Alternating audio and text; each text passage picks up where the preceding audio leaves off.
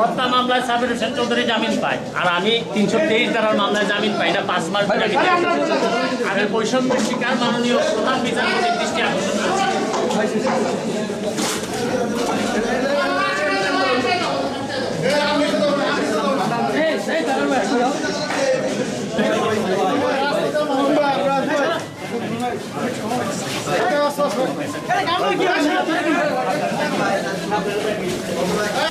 আচ্ছা এত কাছে যাওয়া যাবে না তোরে ভাই ভাই হ্যাঁ আপনি ভিতরে ঢুকেন বলেন ভাই আপনি ভিতরে ভাই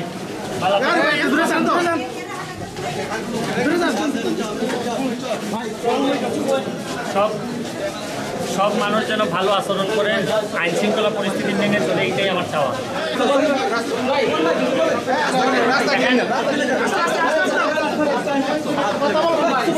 সাবির হোসেন চৌধুরী হত্যা মামলায় জামিন পাই না। দ্রুত নিয়ে আসেন দ্রুত। আগে বৈষম্যের শিকার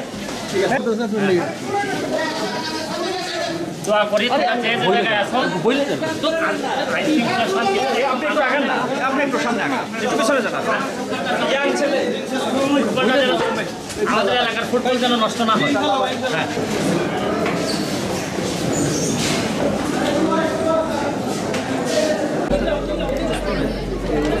আসসালামু আলাইকুম। ভালো থাকবেন।